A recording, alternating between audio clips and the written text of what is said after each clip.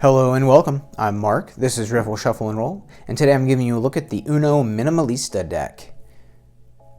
This particular design was released in 2020, and it is designed by Warlison Oliveira. I think this is part of Uno's big 50th anniversary push.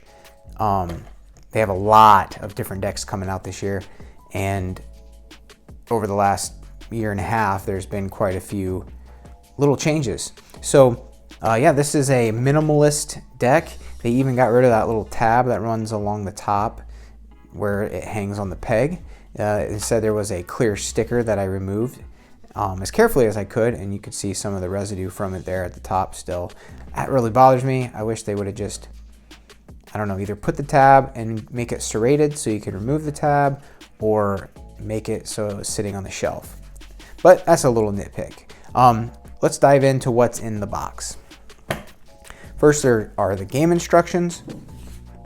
It's a pretty standard accordion style layout in English and in Spanish. It's pretty similar in design to the 50th anniversary deck. And let's see, let's go into the deck here. So I wanted to show you what the cards came like and what worry I have. I have not shuffled these yet, so I don't know if it's something I need to be worried about. But as you can see, they did a full, what I'm about to show you on the front of the card is they did a full bleed, or I'm sorry, a full front face with color. There's no white border.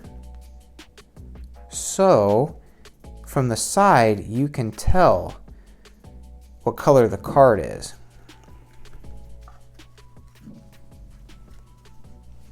Here's the green and blue one. Now my white light kind of detracts from the color difference, but there you can obviously see that half the deck is different from the other half. And you can see all the draw cards here at the top. So that might be a downside, but I don't know. We're going to shuffle these up and see what the cards look like from the side here in a moment. But first, let me give you a look at the fronts here. So we got the green cards and the blue.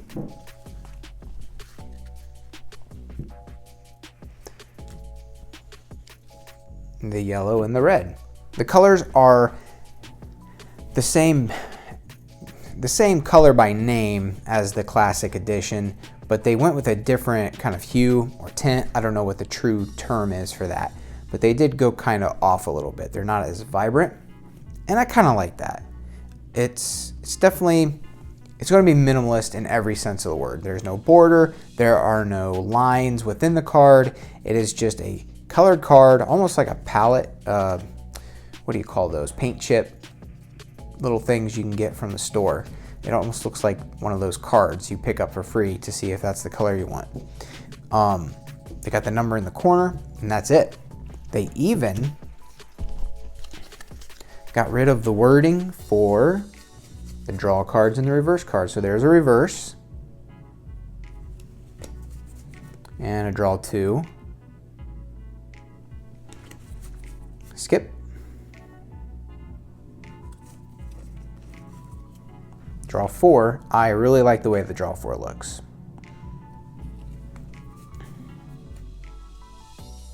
And a wild. I think that's pretty cool. If I had to pick a deck that fits kind of the 21st century and what I think a modern day Uno should look like, it's definitely this one. So. Now, one thing I wanted to point out, one thing I noticed was this deck comes with 112 cards. There are 8 wild cards. And so I'm thinking, that's weird. I don't think there's that many wild cards in the classic deck, and there's not. The Uno deck before this one was 108 cards, and there are only 4 wilds and 4 draw 4s. Now, so I went back and looked in my 50th anniversary collection, and it also has 112 cards. 4 draw 4s, 4 wilds, but they added 4 of those 50-50 cards where you flip the coin. And so I kind of wonder why they added more wilds and when did they add more wilds. I have not been able to get a hold of anybody at Mattel. I mean, I haven't tried too hard yet, but I really want to know when they made that change. I assume the reason for the change is to keep the game moving, because wilds will definitely speed up gameplay. So adding more to the game will keep people from needing to draw and make for a faster round. That's my suspicion. Maybe it had something to do with manufacturing, like it was easier to just produce 112 cards. Maybe they were getting rid of 4 cards all along and we just never knew. Maybe they were getting rid of 4 cards, like the disc cards, the cutoffs from the sheet. I don't know. So I'd like to know though.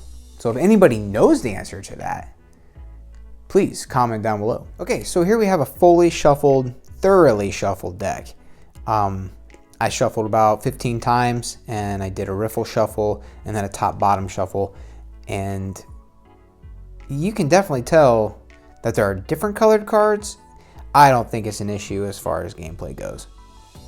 Because, I mean, if you have to draw, you have to draw. And of course, there can be some strategy in choosing to draw rather than playing draw 4 or a wild if you're trying to hold that towards the end.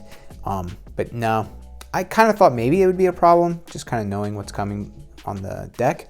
But nope, I think that's pretty cool. I definitely think that this full front card is awesome. I really like the way these look. So next we're going to take a look at these cards compared to some of the other versions. So here I've just selected just a random number just to give you a look at the differences across the years. This is the oldest deck I have. It's from 2003. I know I have one older at my parents' house that might even be from the 80s. I can't remember the exact year of when they got it, but it's definitely at least 20 years old. So this is from 2003, and then this is 2012. Here's Uno Flip, and then the Minimalista, and the 50th anniversary. So you can see the Minimalista is quite a departure from the typical format. And I gotta say, I really like it. I mean, it stands out. It almost feels like a completely different game. And I know that this is the entire deck was redesigned. So I know it's not gonna be close. It's not gonna be super comparable, but it almost just looks like a completely different game. So that's pretty interesting. But like I said, if I had to pick, if I had to say what would a 21st century Uno deck look like, it would probably be something more like this. Just modern, minimalistic, almost a type font, and not a lot of design, not overproduced. So here are the backs of the 9s. Obviously the Uno Flip has a completely different back. Cannot wait to do the video for this. That's coming up here in a week or so. 2003 version, 2012, they added those lines, that kind of a spotlight effect. They added a little more design to the word Uno. They made it bigger. And then here's the Minimalista and the 50th anniversary. I couldn't really decide which one I like more. I love how the card is filled with that 50 Uno symbol. I really like that logo. But I also like the simplicity of this design. I gotta say, I mean, considering the overall feel of the 2 different cards, this one's more the typical plastic feel. This one has that linen finish, but it makes the card feel very thick. I gotta say, I'm leaning more towards using the Minimalista for my games. And here we have the wild cards. I thought these showed the best differences between the decks. Just using a normal colored card and one of the wilds, and then showing you the backs. So here we have the 2003, and interesting enough, the Uno Flip deck wild is almost identical in design. The colors are a little different, but the overall layout, oh no, look, the pips are a little bigger, but it really does harken back to that 2003 version. And then here's the 2012 with those weird little lines. It's got the word wild on it. It's a little busier. And then the Uno Flip, the dark side, wild, Minimalista, and the 50th anniversary. I'm not sure. I gotta say the Minimalista definitely looks the coolest, but I think I prefer the classic out of all these, at least the 2003 classic out of all these other ones. This one's definitely more fun. than the 2012, but gotta say, I think the less the better. This, I think you were missing an opportunity to really splash some color on that black card. I know the idea is minimalism, but I don't know. I think they could have made those rings a little thicker just to make it pop a little more. But that's just my opinion. All right, and there you have it. Uno Minimalista, and it compared to some of the other Uno decks. So here in the next couple weeks, I'm gonna start doing some Uno videos myself. I've got Uno Flip in the pipeline, and Dos, and a little 2-player variant that I've created myself, been playtesting with the wife. It's not a huge departure from classic gameplay, but it changes things just enough to make a 2-player game a little more interesting. All right, that is it for now. Until next time, keep on playing.